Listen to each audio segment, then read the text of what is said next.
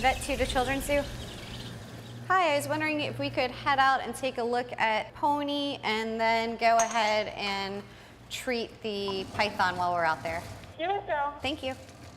I'm gonna give 1 poke. This is a pain medication. I know, you're okay. Hold on, sweetheart. You're okay.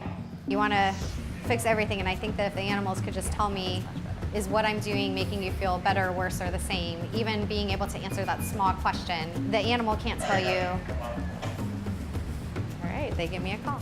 And so they kind of give you little clues, and then we spend a lot of time staring at them with the keepers and determining the best course of action. So yeah, I definitely love it. It's definitely challenging. It's always a zoo.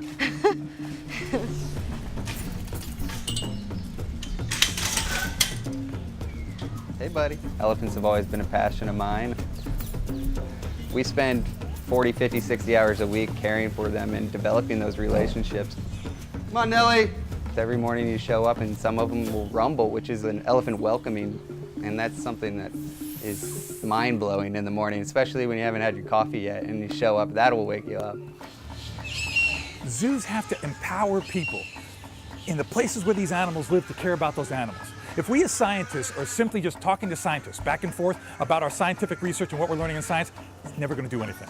Never going to do anything until we empower the people who live with these animals and get them to understand that these animals are important to them as part of their quality of life.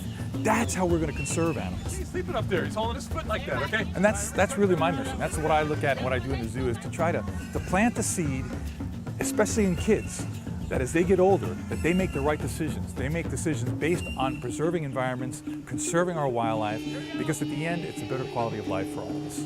All right, great job. Thank you. Have a good day, okay? That's Mr. Zoo Miami. He's always on TV telling us about the animals and what's going on in Miami with the animals, so that's why we want to take a picture with him. That microphone sounds terrible, doesn't it? Yeah. Can you guys turn that down a little bit for me? Ryan! Go, Em, go. Get out there. I heard her ending and I'm like, oh my God, Ryan is like all the way back there.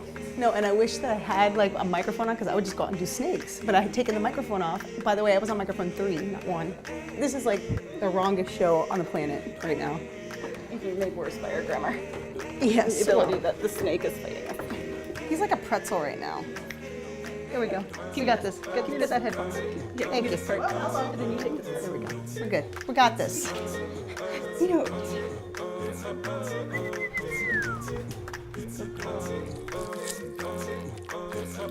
I got chick yolk all over me. Compliments of spice. You're not jumping to me. You're not jumping. No. He's jumping to me. All right. I think, whoa, that's slick. What are you doing? We're not getting back up there. Good boy. Good. Okay, we got plenty of people. We're gonna have Mike, Alex, and Nick on the grab. Basically what I think we're dealing with right now is either a foot abscess, worst case scenario fracture. You guys are gonna do a perfect catch. I'm gonna do either an intraguernic injection or IV injection, whatever I have access to. And we'll give him some pain meds and make sure he's covered nicely, and then he's going to wake up perfectly and be able to walk in a few days really well. Any questions? You good? Yeah, we're good.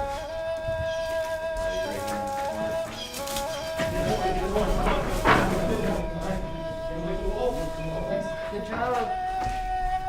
It's a hand grab. Basically, he was draining purulent debris, so equivalent of pus from inside here and around here. So he has an abscess probably caused by a foreign body, either something he stepped on a while ago or something that was infected inside of here that's now finally rupturing through. We're gonna put a wrap on here and we'll see how he tolerates the bandage. That wrap is like the best thing ever. Couldn't be luckier. You are doing everything you can to bring that animal back to life, and when that does work, it's the most amazing feeling in the world. And when it doesn't, the hardest part for us is then accepting that and knowing we did the best we could. You know, 1 minute you were trying to save that animal's life, and several minutes later it's gone, and what can I learn from it, and hopefully try to do the best to, you know, help the next one in the future.